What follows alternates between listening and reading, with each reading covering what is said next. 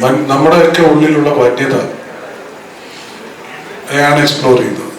ഇതൊരു ജംഗിളാണ് ഇപ്പോഴും. പക്ഷെ if we scratch the surface that jungle will emerge. അപ്പൊ അതാണ് അനന്തൻകാട്. അതുകൊണ്ടാണ് ഒരു നഗരത്തിന്റെ പുരാതനമായ ഒരു പേര് ഇതിനിട്ടിരിക്കുന്നത് തന്നെ. അതിനെയാണ് ഈ സിനിമ എക്സ്പ്ലോർ ചെയ്യുന്നത്.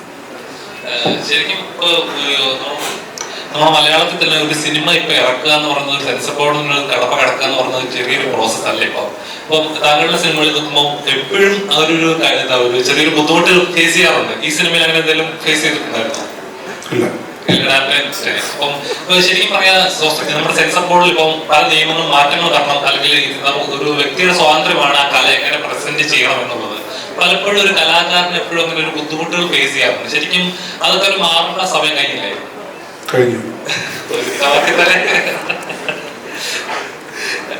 ഓക്കെ. അപ്പൊ ഒരു സിനിമ ഇപ്പൊ മലയാള സിനിമ പല ജോണേഴ്സിൽ എക്സ്പ്ലോർ ചെയ്തോണ്ട് കുറച്ചുകൂടെ റിയാലിറ്റിയിൽ ആൾക്ക് ലോജിക്കലി ചിന്തിച്ചു നോക്കുക, അല്ലെങ്കിൽ ഇന്ന സിനിമ അല്ലെങ്കിൽ ഇന്ന പോലെയാണ്, അല്ലെങ്കിൽ ഒരു സീൻ കണ്ടായാലും എവിടെയെങ്കിലും അതിന് കണക്ഷൻ മിസ്സാവുന്നുണ്ടെങ്കിൽ ഇന്നതുകൊണ്ടല്ല, ലാഗായി ഒരു എന്റർടൈൻമെന്റ് ആസ്വാദനം എന്നുള്ള എലമെന്റ് മിസ്സായി, കൂടുതൽ ടെക്നിക്കലി അല്ലെങ്കിൽ എന്താ പറയാ ആ സിനിമയിലേക്ക് ഇൻവോൾവ് ആവാതെ കൂടുതൽ ആക്ടേഴ്സിലേക്ക് പ്രേക്ഷകർ ഇൻവോൾവ് ആവുന്ന എപ്പോഴേക്ക് തോന്നിയിട്ടുണ്ടെങ്കിൽ, അല്ലെങ്കിൽ ഒരു സ്റ്റാർഡം ഉള്ളത് കൊണ്ടോ, അല്ലെങ്കിൽ ഒരു വ്യക്തികളെ കഥാപാത്രങ്ങളല്ല വ്യക്തികളെ കൂടുതൽ കോൺസെൻട്രേറ്റ് ചെയ്യുന്നതായിട്ട്?